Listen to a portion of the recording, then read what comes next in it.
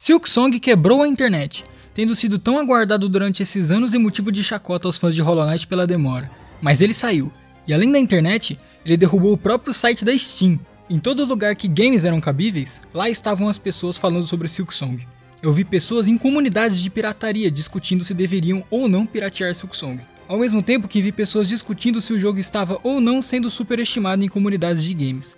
Todos tópicos interessantes, mas o que realmente me chamou a atenção foram os seguintes comentários. Esse jogo é muito injusto, a quantidade de inimigos é absurda e eles causam mais dano do que deveriam. Os controles estão estranhos, a principal mecânica de movimentação do jogo foi muito alterada. O sistema de cura tá esquisito. As runbacks pros bosses estão enormes. Os chefes estão lotados de bichinhos auxiliares, cadê os duelos 1 contra 1? Tá muito diferente do jogo anterior. Os devs deviam lançar um patch de correção. Onde será que eu já ouvi isso antes? Olá, eu sou o Keio e caso você não me conheça, eu falo pelas árvores. Falo majoritariamente sobre assuntos que julgo interessantes no meio Souls-like. E o vídeo de hoje era para ser sobre Dark Souls 2 e suas hitboxes. Mas uma coincidência incrível aconteceu nos últimos dias. Silksong lançou, e com ele, muitas críticas feitas ao Dark Souls 2 estão se repetindo, e por isso vou aproveitar a oportunidade para desenvolver esse assunto sem spoilers de Silksong, mostrando o quão similar está sendo a reação de ambos os jogos, mesmo com 11 anos de diferença entre os dois. Num breve contexto sobre ambos os jogos, Dark Souls 2 foi uma sequência do clássico Dark Souls que conta uma história bem desconexa de seu antecessor, além de trazer muitas mudanças que acabaram tornando o jogo mais polêmico da série. Enquanto Silksong é uma espécie de sequência do Hollow Knight que conta uma história desconexa de seu antecessor e trouxe muitas mudanças que estão gerando polêmicas entre a player base. Não vou me aprofundar na lore dos jogos e o porquê deles não precisarem de seus antecessores para funcionar. Só saiba que são jogos que funcionam sozinhos, diferente de um Last of Us 2 da vida, que perde muito do sentido e impacto sem o primeiro jogo. Agora, se 10% dos jogadores dessas duas franquias entendem a lore, já é muita coisa. Logo, as reclamações foram majoritariamente nas mudanças mecânicas. E que mudanças foram essas? Começando com Dark Souls 2, uma mudança muito positiva foi a melhoria absurda no combate com duas armas através do Power Stance, já que o combate com duas armas no Dark Souls quase não tinha benefício, pois você não poderia usar os ataques especiais da segunda arma, nem atacar com elas ao mesmo tempo, ou qualquer coisa similar. As únicas vantagens eram as armas que davam parry e defendiam na segunda mão, o que não era bem uma vantagem, já que escudos faziam a mesma coisa, só que muito melhor. Então a principal vantagem era a versatilidade de ter armas com alcances diferentes e tipos de danos diferentes. Mas na boa, não valia nem um pouco a pena e era raríssimo ver alguém usando duas armas tanto no PvE quanto no PvP. Já com a Power Stance em DS2, se você estivesse equipando duas armas da mesma categoria, tivesse 50% dos atributos a mais do que o necessário para usar a arma com os maiores requerimentos e apertasse o botão de trocar entre duas mãos e uma mão, em vez disso, você entrava numa nova instância onde um novo moveset era usado baseado no tipo das armas que você equipou.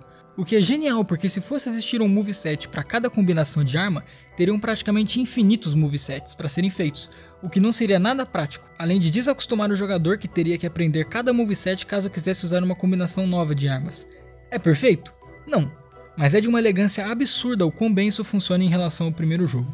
Já um ponto ruim em Dark Souls 2 foi o excesso de chefes no jogo, provavelmente porque os chefes eram a coisa mais hypada nos jogos anteriores e eles decidiram focar nisso, o que se repetiu em jogos futuros. Porém, no DS2, justamente pela quantidade cavalar de boss fights, muitas eram ruins, o que torna o jogo mais arrastado, pois você preferiria que aqueles chefes simplesmente não existissem, o que de quebra daria mais tempo e recursos para que os bosses realmente relevantes que restassem fossem ainda mais bem trabalhados. E agora vem o ponto mais importante para o entendimento desse fenômeno e do tema desse vídeo, os pontos debatíveis. Quase tudo é debatível, só que certas coisas como o Power Stance e o excesso de chefes pedem tanto para um lado ou para o outro que acabam sendo um consenso de que são boas ou ruins. Agora as coisas realmente debatíveis são aquelas que não pendem muito para lado nenhum e acabam sendo boas ou ruins dependendo de quem está respondendo.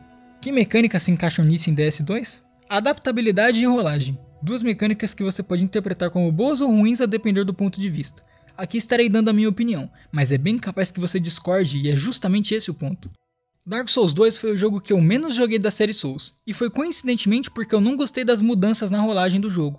Diferente do primeiro jogo, as rolagens em Dark Souls 2 acontecem em 8 direções, o que pode ser muito bom para muitas pessoas, como as pessoas que jogam no teclado e dizem que isso dá mais liberdade de movimentação, ou pode ser ruim para pessoas que acham que a mecânica mais atrapalha do que ajuda, como é o meu caso, sendo que eu joguei Dark Souls tanto no teclado quanto no controle. e não me adaptei às mudanças na rolagem de DS2 em nenhum dos casos, preferindo controlar a direção na câmera, como no Dark Souls 1. Estão pegando os paralelos? Porque isso é exatamente o que está acontecendo com Silksong, tendo uma certa diferença de proporção. Um ponto majoritariamente bom em Silksong foi a mudança na movimentação, pois a Hornet tem muito mais liberdade tanto nas lutas quanto fora delas, escalando plataformas com mais facilidade, correndo, se curando no ar, entre outras movimentações mais sofisticadas. Isso permite que as lutas e mapas tenham mais complexidade em movimentação, o que aumenta o skill ceiling do jogo e deixa as coreografias mais vastas e satisfatórias. Isso me lembra um certo jogo que alterou o sistema de rolagem e movimentação, além também da forma como a cura e os consumíveis em geral são utilizados. Já um ponto majoritariamente ruim que desagradou até os mais assíduos fãs de Hollow Knight que eu conheço foi o excesso de inimigos. O jogo tem muitos inimigos e boa parte deles voando ou pulando por aí, o que aumenta a impressão de que o jogo tem poucos bancos e que as runbacks estão enormes, já que os caminhos são mais difíceis. Adivinha qual jogo sofreu as exatas mesmas críticas quanto ao número de inimigos e runbacks desagradáveis? Por fim, um ponto bem debatível no Silksong foi a mudança no pogo, a mecânica fundamental de bater num inimigo ou num elemento que tenha hitbox e dar um pequeno saltinho, no caso do Silksong sendo um ataque com dash com um saltinho diagonal, diferente do clássico bater para baixo e pular para cima do Hollow Knight.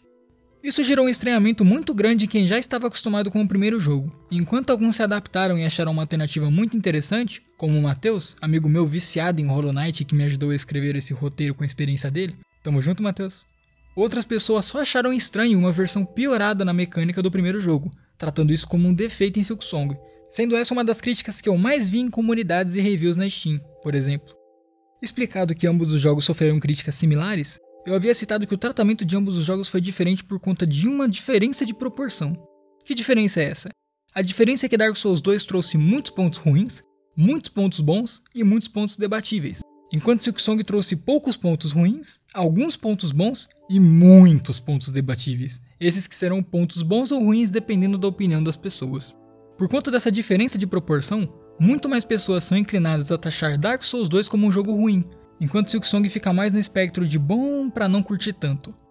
Meu outro amigo Guilherme, que também é ultra fã de Hollow Knight, se isolou da internet para não tomar spoilers do Silksong. E ontem, quando paramos para conversar sobre, ele ficou surpreso com o jogo estar sendo criticado pelos monstros causarem 2 máscaras de dano, já que ele achou isso não somente aceitável, como também interessante, pois o jogo te dá ferramentas para compensar isso com a movimentação variada e a cura de 3 máscaras ao mesmo tempo, em vez de uma por vez, como no caso do Hollow Knight. Opinião compartilhada pelo já citado Matheus e por mim também.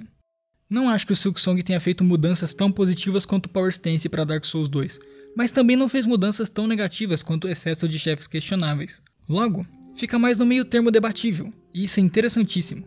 Na minha concepção, sequências precisam ser fiéis a seus antecessores, pois senão deixam de ser sequências, mas ao mesmo tempo precisam de mudanças significativas, e é por isso que eu penso que criticar uma sequência por ser diferente é ilógico, já que se você quiser algo idêntico, basta rejogar Dark Souls ou Hollow Knight. E é por isso que eu acho que Silksong é o mais novo Dark Souls 2 3. Mas espera aí, nesse caso não seria Dark Souls 2 2? Excelente pergunta. Todavia, meu amigo João me lembrou de um fato bem importante. Dark Souls 2 2 já existe e ele se chama Elden Ring, mas esse é assunto para outro vídeo. A razão pela qual eu o chamo de Dark Souls 2 3 e não Dark Souls 2 2 2 é bem simples. Silksong também tem mais em comum com Dark Souls 3 do que você imagina.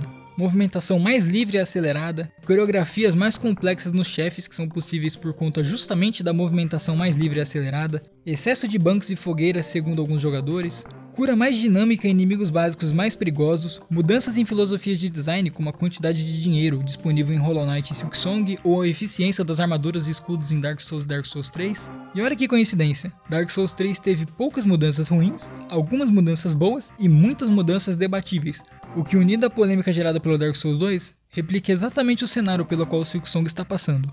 Dark Souls 3 tem as melhores boss fights da trilogia, Dark Souls 3 tem o playstyle mais limitado da trilogia, e Dark Souls 3 tem pontos extremamente debatíveis, como na minha opinião, o melhor sistema de cura da trilogia, um mau uso do conceito de fase 2 em boss fights, o melhor moveset de armas da trilogia e um excesso de linearidade em sua progressão.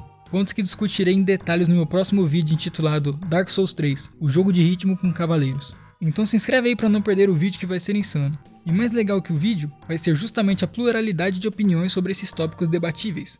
Por isso, comente aqui nesse vídeo o que você pensa sobre o assunto, porque pra mim foi ridiculamente engraçado e fascinante a forma como a história desses jogos se repetiu. Voltando ao início do vídeo, aumento na quantidade de inimigos e maior punitividade em combate eram pontos que já haviam sido criticados em Dark Souls 2. Mudança nos controles e na principal mecânica de movimentação já havia sido criticada em Dark Souls 2. A mudança no sistema de cura com a adição das Life Gems que se usam andando já havia sido criticada em Dark Souls 2. As runbacks para os chefes parecerem enormes pelo excesso de inimigos e punitividade em combate já haviam sido criticados em Dark Souls 2. Os chefes acompanhados de inimigos menores já haviam sido criticados em Dark Souls 2. O jogo estar muito diferente de seu antecessor também já havia sido criticado em Dark Souls 2. Os pedidos por uma versão entre aspas corrigida do jogo já haviam sido feitos antes em Dark Souls 2. Será que precisamos mesmo de Silksong, Pogoing of the First Spider?